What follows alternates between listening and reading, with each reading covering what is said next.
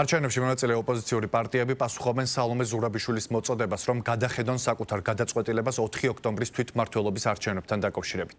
ლელოს და გახარიას პარტიას წევრები, ასევე გირჩი, რომლებსაც გაცხადებული პოზიცია აქვთ, რომ მათი მიზანი ქართული ოცნების დასუსტებაა, მათ შორის არჩევნებში მონაწილეობით, მეხუთე პრეზიდენტის კრიტიკას უკომენტაროდ ტოვებენ და ამბობენ, რომ ოპოზიციის ოპოზიციად არ გადაიქცევიან.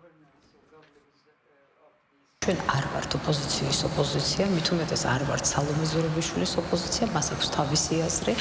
ჩვენ ყველას აზრს პატივს ვცემთ, მაგრამ ჩვენ გაკეთებული გვაქვს ჩვენი არჩევანი. ჩვენი არჩევანი არის აქტიური ბრძოლის ფორმა, ჩვენ შევდივართ ამ ბრძოლაში, ჩვენ უნდა დავდოთ გამარჯვების ფორმულა და ყველაფერს გავაკეთებთ იმისათვის, რომ მარტო არ დავტოვოთ ქართული ოცნების ხელისუფლება ტოტალურად ძალაუფლების ხელში ჩასაგდებად. სამწუხაროა, რომ ყოფილმა პრეზიდენტმა სალომე ზურაბიშვილმა აირჩია სეირის მაყურებლის როლი. მე ამ თემაზე დისკუსიაში არ შევალ და არ მოქმედებს არც ნაციონალური მოძრაობის მხრიდან დაწყებული ისტერიკა და მცდელობა იმისი, რომ საქართველოს მოქალაქეები დააშინონ რევოლუციით და კიდევ ერთხელ ხელი შეუწყონ ქართული ოცნების ძალაუფლების კონსოლიდირებას.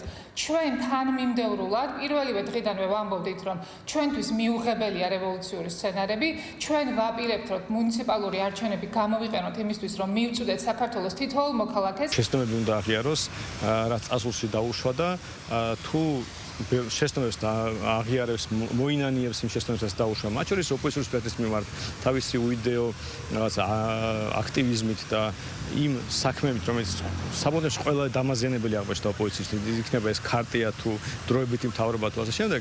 მაშინ შეიძლება რაიმე ღირებულება მის სიტყვებს ისე გაუშვეს, მაგრამ მე ხარ მგონია, რომ მნიშვნელობა აქვს სალომე ზურაბიშვილმა რამე თქვა თუ არა.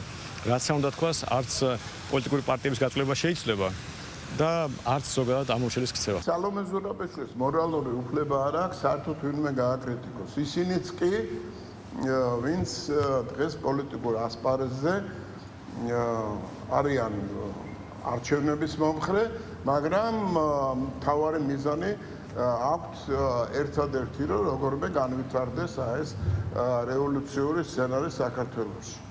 მათ შორის ისინი ფიქრობენ, რომ არჩევნებში მონაწილეობის გზით ამის გაკეთება შესაძლებელი, მაგრამ სალომე ზურაბიშვილის კრიტიკა ზოგადად რა მიმართულებითაც არ უნდა იყოს, არის აბსოლუტურად გაუგებარი. აბსოლუტურად გაუგებარი თვითონ გამომდინარე იმ სტანდარტიდან, რომელსაც იგი ქადაგებდა.